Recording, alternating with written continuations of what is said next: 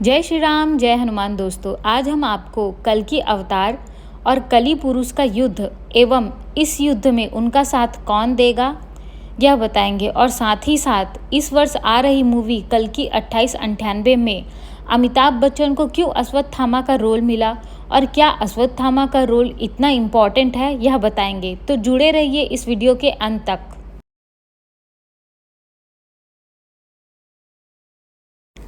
पुराणों में कल्कि अवतार के कली युग के अंतिम चरण में आने की भविष्यवाणी की गई है, पर कल्कि अवतार के प्रकट होने की मान्यता में बहुत कन्फ्यूजन है।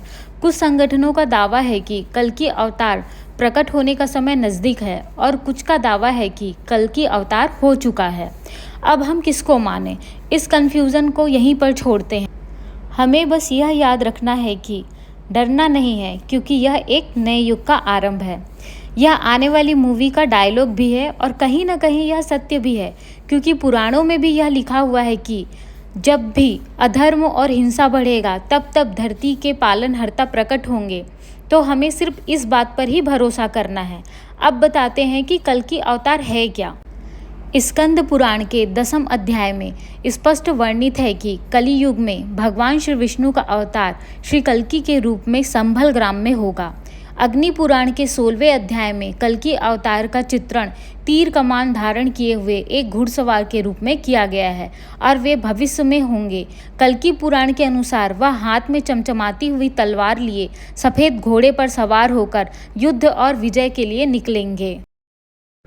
वैसे तो पहले कई बार देवता और असुरों के बीच में लड़ाई हो चुकी है और अंत में देवताओं की ही विजय हुई है, पर यह सब सतयुग और द्वापर युग की कहानी है। स्टोरी तो अभी बाकी है, क्योंकि हम तो कलयुग में पैदा हुए हैं। कलयुग में जो राक्षस है कली पुरुष, वो इतना शक्तिशाली होगा कि जिसे भगवान कल्कि भी अकेले नहीं हरा पाएंगे। इसलिए 7 चिरंजीवियों की आवश्यकता होगी, जिसमें अश्वत्थामा एक होंगे। चलिए अब हम आपको बताते हैं कि अश्वत्थामा कौन है और वो कैसे कल्कि भगवान का साथ देंगे इस युद्ध में। अश्वत्थामा का जन्म एक जंगल की गुफा में हुआ था। द्रोणाचार्य ने शिव को प्रसन्न करने के लिए कई वर्षों तक कठोर तपस्या की, ताकि उन्हें शिव के समान पराक्रम वाला पुत्र प्राप्त हो। वह रोने की बजाय हिनहिनाते हुए संसार में आया, जिससे उसका नाम अश्वत्थामा पड़ा, जिसका अर्थ है घोड़े की आवाज़ वाला। जन्म के समय अश्वत्थामा के माथे पर शिरोरत्न नामक एक दिव्य मणि थी, जो उसे लगभग अजेय और अमर बनाती थी। इस मणि ने उसे मनुष्यों से कमतर सभी जीवित प्राणियों पर शक्ति प्रदान की और उसे भूख, प्यास, थकान, बुढ़ापे, बीमारियों और हथियारों से बचाया। लेकिन महाभारत के युद्ध में उसने दुर्योधन का साथ दिया और पांडवों के बजाय द्रौपदी के 5 पुत्रों को मार डाला। उसने उत्तरा के गर्भ में पल रहे अभिमन्यु के अजन्मे बच्चे को भी मारने का प्रयास किया और उस पर ब्रह्मास्त्र चला दिया। जब अश्वत्थामा ने उत्तरा के अजन्मे बच्चे को मारने की कोशिश की तो भगवान कृष्ण ने उनकी मणि छीन ली और उसे कलयुग के अंत तक हमेशा गरीबी और कष्ट में रहने का श्राप दिया। उसके माथे पर एक घाव है जो कभी ठीक नहीं होगा। ऐसा माना जाता है कि अश्वत्थामा अभी भी नर्मदा घाट के आसपास भटकते हैं, लेकिन ऐसा कहा जाता है कि भगवान श्री कृष्ण कल्कि भगवान का साथ देने के लिए उनकी मणि उनको वापस कर देंगे और वो एक शक्तिशाली पुरुष होंगे। तब वो कल्कि भगवान का साथ देंगे कली पुरुष से लड़ने में। शास्त्रों में बताया गया है कि कली बहुत ही क्रूर राक्षस होगा और पहले के राक्षस जैसे रावण, कंस, दुर्योधन भी इनके सामने संत नजर आएंगे। कई लोगों को ये कन्फ्यूज़न है कि कली वास्तविक में है कि सांकेतिक में। कली राक्षस को समझने के लिए हमें कई साल पहले जाना होगा। समुद्र मंथन के बारे में तो आपने सुना होगा। कली राक्षस का इससे भी एक जुड़ा हुआ किस्सा है जो हम बताते हैं। समुद्र मंथन से हलाहल विष निकला। यह विष पूरे 3 लोक को खत्म कर सकता था। इसे देखकर देवता और असुर दोनों भयभीत हो गए। फिर जगत के पालनहर्ता भोलेनाथ ने विष का पान किया।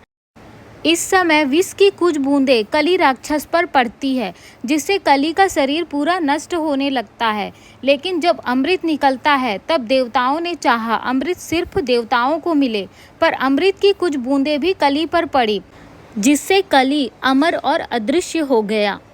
शास्त्रों में राजा परीक्षित और कली का भी एक किस्सा है, जिसमें बताया गया राजा परीक्षित ने जब कलयुग से अपने राज्य से निकल जाने को कहा तो कलयुग ने राजा से कहा कि अब तो द्वापर युग खत्म हो चुका है, अतः अब मुझे इस धरती पर रहने का अधिकार है। कृपया मुझे अपने राज्य में रहने के लिए स्थान दे, क्योंकि यही नियति है।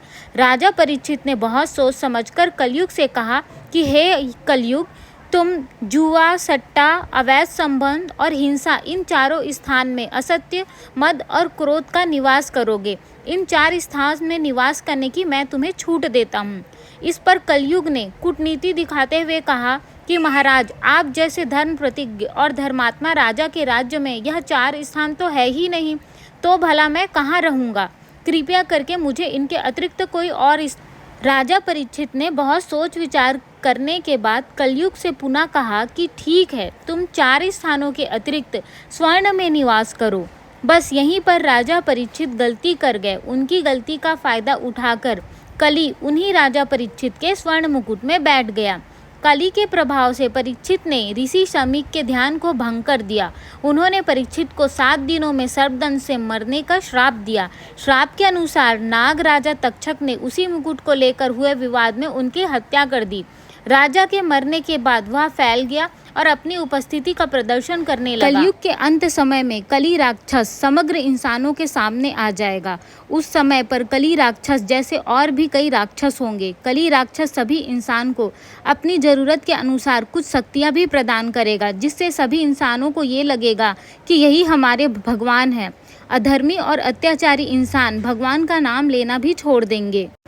जब इतना सारा अधर्म धरती के ऊपर फैल जाएगा, उस समय धरती पर संभल गांव में दिव्य अवतार जन्म होगा, जिनका नाम है कल्कि। कल्कि भगवान ही कली राक्षस का अंत करेंगे और एक नई युग की प्रारंभ करेंगे। इसीलिए कहा गया है कि डरना नहीं है, सिर्फ भगवान पे भरोसा रखना है। उम्मीद करती हूँ दोस्तों ये वीडियो आपको पसंद आया होगा। प्लीज़ हमारे चैनल को सब्सक्राइब करिए और लाइक करिए।